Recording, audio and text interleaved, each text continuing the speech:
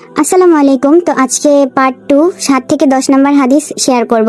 আশা করি লাস্ট পর্যন্ত ভিডিওটি দেখবেন এবং চ্যানেলটিতে একটি সাবস্ক্রাইব করে পাশে থাকবেন। 7 নম্বর হাদিস শরীফ।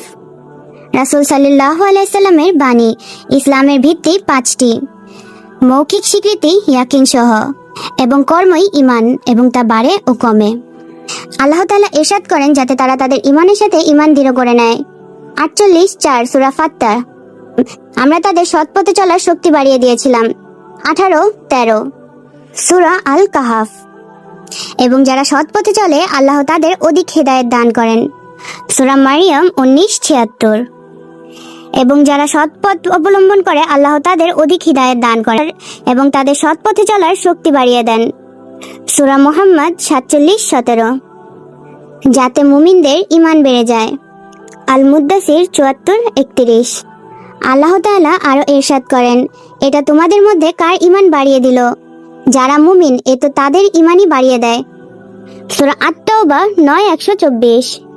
সুতরাং তোমরা তাদের ভয় করো আর এটা তাদের ঈমান বাড়িয়ে দিয়েছিল এবং এতে তাদের ঈমান ও অনুগত্যই বাড়ল।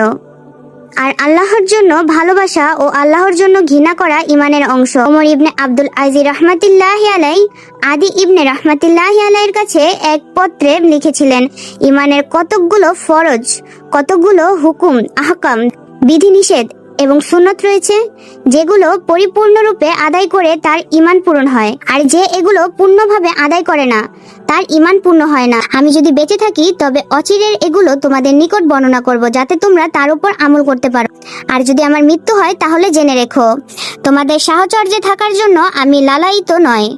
ইব্রাহিম আলাইহিস সালাম বলেন, তবে এ তো কেবল চিত্র প্রশান্তির জন্য।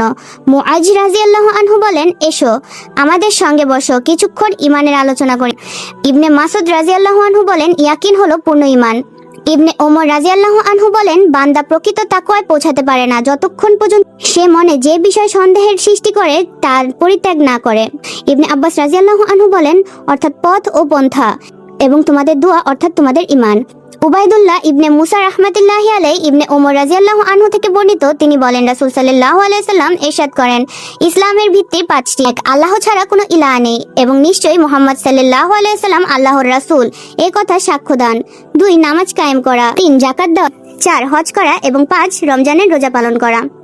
8 নম্বর হাদিস শরীফ। আল্লাহ তাআলার বাণী, পূর্ব এবং পশ্চিম দিকে তোমাদের মুখ ফেরানোর কোনো কল্যাণ নেই, কিন্তু কল্যাণ আছে কেউ আল্লাহ তাআলার উপর ঈমান আনলে, আখিরাত, ফেরেশতাগণ, কিতাবসমূহ ও নবীগণের উপর ঈমান আনলে এবং আল্লাহর মহব্বতে আত্মীয় স্বজন, ইয়াতিম, অভাবগ্রস্ত, মুসাফির, সাহায্য প্রার্থীদের দাসমোচনের জন্য সম্পদ দান করা, নামাজ কায়েম করলে ও যাকাত দিলে, ওয়াদা দিয়ে তা পূরণ করলে, অর্থ সংকটে, দুঃখ কষ্টে ও যুদ্ধকালে ধৈর্য ধারণ করলে, তারাই সত্যপরায়ণ ও তারাই মুত্তাকি।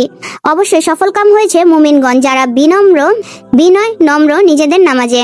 আব্দুল ইবনে মুহাম্মদ জুফি রাহমাতুল্লাহি আলাইহি আবু হুমায়রা রাদিয়াল্লাহু আনহু থেকে বর্ণিত, রাসূল সাল্লাল্লাহু আলাইহি সাল্লাম ইরশাদ করেন, ঈমানের শাখা রয়েছে 60-এর কিছু বেশি, আর লজ্জা ঈমানের একটি শাখা। 9 নম্বর হাদিস শরীফ। প্রকৃত মুসলিম সেই যার জিহ্বা ও হাত থেকে অন্য মুসলিমরা নিরাপদ থাকে।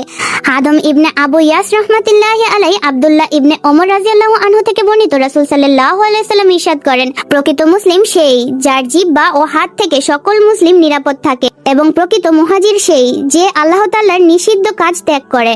10 নম্বর হাদিস শরীফ। ইসলামের কোন কাজটি উত্তম?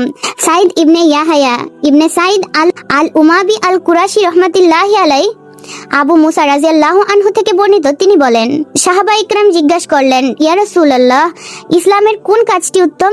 তিনি বললেন, যার জিহ্বা ও হাত থেকে মুসলিমগণ নিরাপদ থাকে।